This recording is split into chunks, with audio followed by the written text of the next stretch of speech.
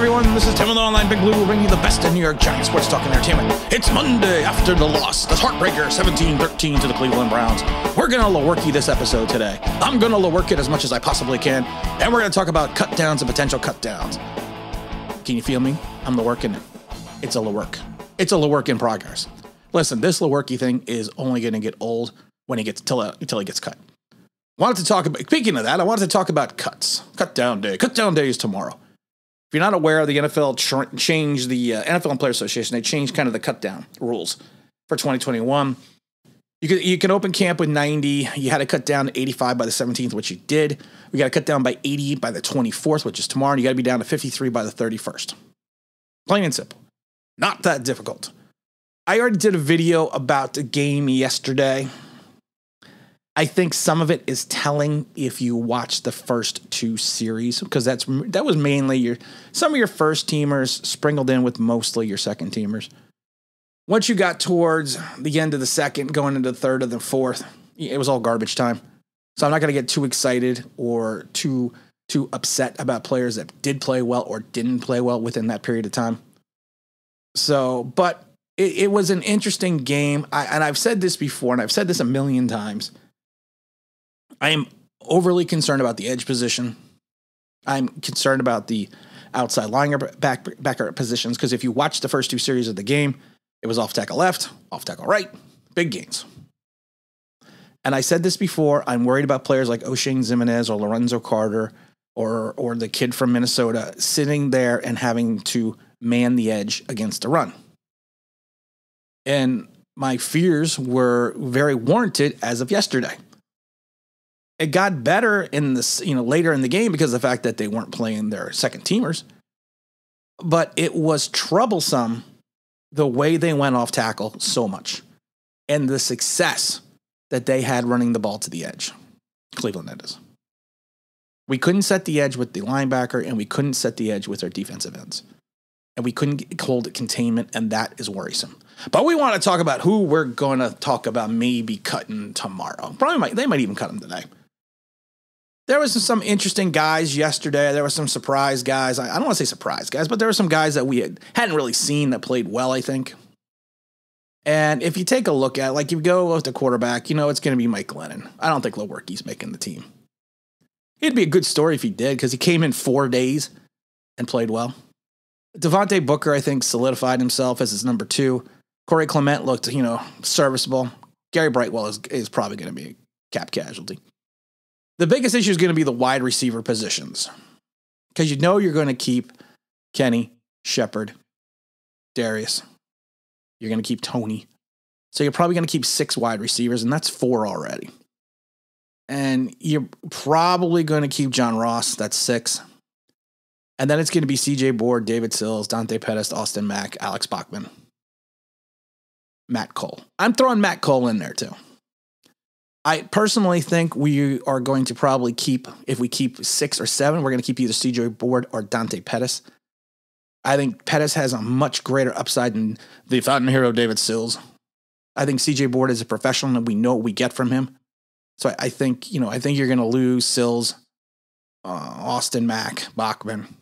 Not lose them. They'll probably end up in the practice squad.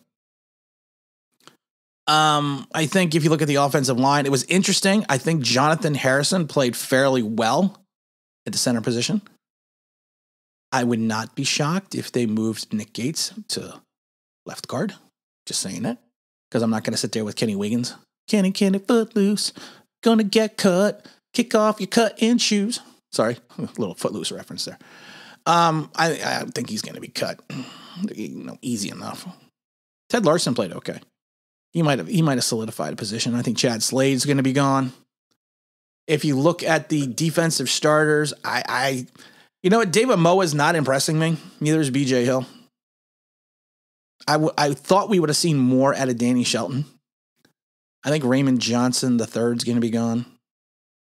Surprisingly, I think if you look at the linebacker position, Trenton Harris might be solidifying a spot on this team, because he's played well now. And he's been an interesting addition. I didn't think much of it when they brought him in last year, but he's played well in the Patrick Graham's defense. TJ Brunson, of course, in the IR. Reggie Ragland, again, did not impress. I mean, he played better the first game, did not really impress me. Carter Coughlin is who impressed the hell out of me. He's making strides. He's got to learn, though, to maintain his assignments a little bit more in his gap positions. He's got to learn that a little bit more. But like I said, he's a guy who's learning to play linebacker. Oh, Shane Zimenez. Oh, Shane, can you see? That's going to be the new sound effect. People are going to get excited about the sack. They're going to not look at, because we go to the Twitter sphere and see, well, look at his sack. He did this and he did that and he got him. Yeah, they missed a part where they basically got run over and ran around and ran through off tackle on consecutive plays. They were burning us on consecutive plays, running the same play. Sometimes that's called a sucker play, when you keep running the same play over and over again. So I'm not sure what we're going to do. Nico looked good. I like Nico. I just like Nico. If we're looking at the secondary, Madre Harper's got to be a cap casualty. He's got to be a cap casualty. He's got to be cut. He got twisted around twice on the same route. Twice. The first time the wide receiver dropped the ball. He should have caught the ball. People were like, well, he broke it up. No, he should have caught the ball. He wasn't even looking at the ball. He was looking at the wide receiver's eyes. He wasn't even playing the ball. He's lucky it wasn't a pass interference penalty. Then he come back 2 plays later and run the same play and he gets burned again. I loved Madre Harper because he was the steal from the Vegas Raiders. I even said when we got him, he's not going to be on the team very long. He's a special teams contributor at best. I think you're going to be solidifying some of your spots. I think, Rodarius Williams is going to be on there. If you're looking at Sam Beal is gone. Because I'm chopping. Sam Beal's got to be gone. Got to be gone. Sammy's got to be gone. Just get rid of him. And what the hell, can we get a Smith sighting? Or, well, we can't get a Daniel Jones sighting, so why the hell are we going to get a Smith sighting?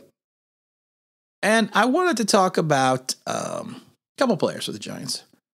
Because I found, it's interesting because if you look at some of the offensive talent that played yesterday, Ryson John to me was a very interesting, 3 targets, 3 catches, 6'7", 220 pounds, former wide receiver learning to play tight end.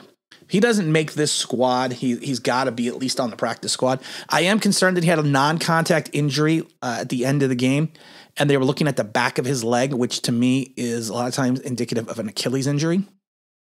So we have to see. But he was showing something. At 23 years old, he was showing something a little bit out there. He was making some moves. He was getting open. Yeah, and I know it was mainly against grocery baggers. But he showed me a little bit there. I was a little bit surprised. So let's hope Ryson is okay. Also, one of the players that I think that I mentioned yesterday. Did I mention him yesterday? I don't remember if I mentioned him yesterday. I'm watching all the Worky highlights. Oh, Gary Brightwell, gone. Just cut him. Send him on his way. Oh, Devonta Downs. Oh my God. Devonta Downs is not an NFL linebacker. He must be a Joe Judge guy because he is not an NFL linebacker. He's a special teamer at most. Can we please stop that experiment? He looks horrid at times. And people are going to say, well, look at the stat sheet. He had 7 total tackles. Yeah, but he also got run over and missed assignments. Can we just cut him now? Matt Cole is the other guy that I thought was the wide receiver. He played defensive back a couple times. His versatility was very interesting. I know he was with the Jets, I think, for a cup of coffee last year, but he was very interesting the way he was playing. He actually played at times, in the short period of time. Actually, no, he was with the 49ers in 2020. For the amount that for the way he played defensive back, he actually had a really nice tackle. I was kind of surprised. He squared up, led in with shoulder, and made a good tackle. But I think that's where my mind is right now after the game, who we should cut, who we should probably keep. We'll have a better understanding and an idea probably either later today or tomorrow. I don't know how quickly the Giants are going to make cuts. If they do make cuts, we will do another video later. But like I said, that's just my opinion. That's kind of my breakdown of the game again on Monday. So hopefully we'll see you a little bit later today doing another video. And again, this is Tim with Online Big Blue, bringing you the best of New York Giants sports talk and entertainment. And as always, if you can like, you can subscribe, ring that bell, you know what that means. That'd be awesome.